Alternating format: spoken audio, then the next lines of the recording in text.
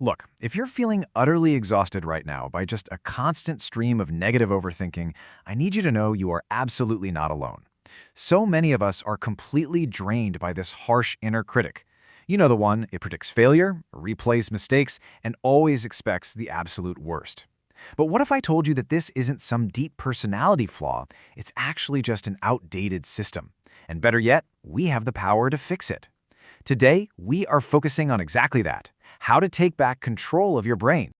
To really grasp the sheer scale of what we're dealing with here, just think about the number 60,000. That's approximately how many thoughts your brain is pumping out every single day.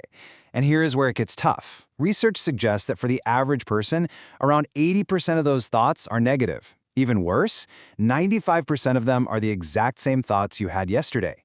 You're essentially trapped in this negative loop, playing the exact same distressing track on repeat day in and day out.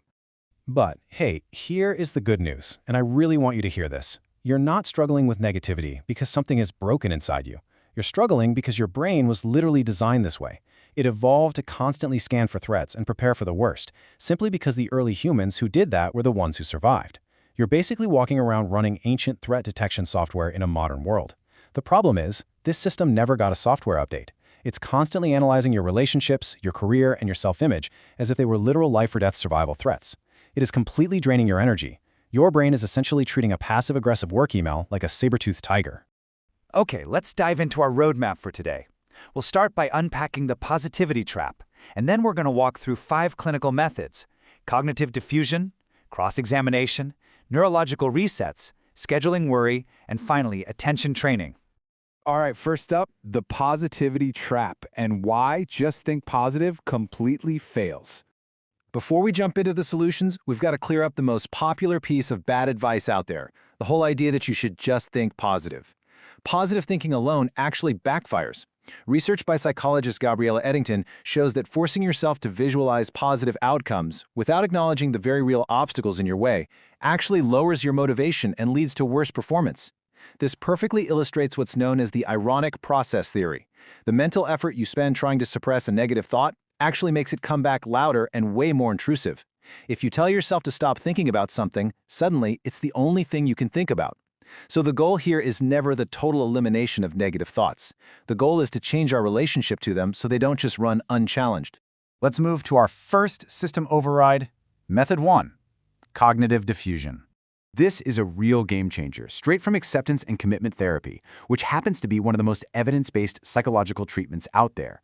The idea is incredibly simple but wildly effective. When a negative thought shows up, instead of fighting it, you just name it by adding a very specific phrase. I'm having the thought that. So instead of saying, I'm going to fail, you say, I'm having the thought that I'm going to fail. This tiny shift in language creates immediate psychological distance. You're stepping outside the thought to observe it. And neuroscience actually backs this up.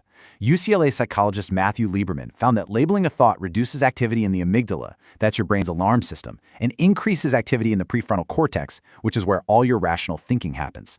Because the absolutely crucial takeaway here is this: you are not your thoughts. By using cognitive diffusion, you are fundamentally shifting your biological brain state. You aren't telling yourself the thought is wrong, you're just reminding yourself that you are not your thoughts. You're the person having them. Moving right along to Method 2, cross-examination. This one comes straight from cognitive behavioral therapy, and the whole idea here is to put your negative thoughts on trial instead of just automatically accepting them. Our thoughts are often heavily distorted, right? Whether it's catastrophizing about the absolute worst-case scenario or trying to mind-read what others think of us. And those distortions cause immense suffering.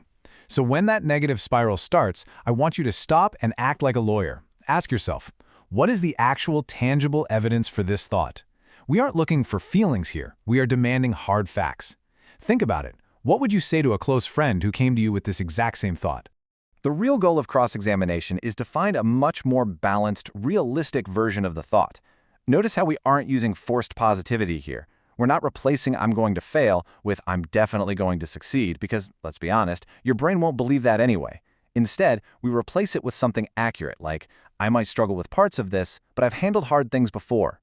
Accurate is always more powerful than positive because it's a thought your brain will actually accept as truth. All right, Method 3, the neurological reset. Now we're shifting gears from the mind to the physical body, because negative thinking isn't just a mental event, it's a very physical one. When you spiral mentally, your nervous system is spiraling right alongside you. Your breathing gets shallow, your muscles tighten up. Because your body and mind are in constant conversation, we can actually use a physical reset to forcefully break a mental loop. Research from Harvard Medical School shows us exactly how to do this. Try this controlled breathing technique. Take a slow inhale for 4 counts, hold it for 4 counts, and then exhale for 6 counts. Doing this for just 2 minutes measurably reduces cortisol, which is the stress hormone most associated with these negative thought loops. You are literally slowing your internal engine down. And there are other incredible physical pattern interrupts you can use too. Stand up and move around for 60 seconds. Change your environment by stepping outside, or try splashing cold water on your face. Believe it or not, that cold water actually activates something called the dive reflex, which slows your heart rate almost immediately. These aren't just cute little tricks, they are literal neurological resets. You are calming the physical alarm system first, which makes managing the thoughts infinitely easier. Which brings us to method 4, scheduling worry. I know, this sounds totally counterintuitive, right? But hear me out. You actually need to give your anxiety a container. Pick a highly specific 15-minute window each day and simply refuse to engage with your anxiety outside of that window. Contain the spiral. Let's say your designated worry time is exactly at 5 p.m. When a negative thought pops up at 10 a.m., you simply acknowledge it and say, "I'll think about this at 5." Then you actively redirect your attention back to the present moment. When 5 p.m. rolls around, you sit down and genuinely engage with those worries. Write them out, try to problem solve. Clinical studies show this creates a massive reduction in the total daily time people spend in negative loops. Why? Because you're teaching your brain that worries have a specific time and place. Plus, usually by 5 p.m., half the things you were stressed about have resolved themselves anyway. And that leads us to our final strategy, method 5, attention training.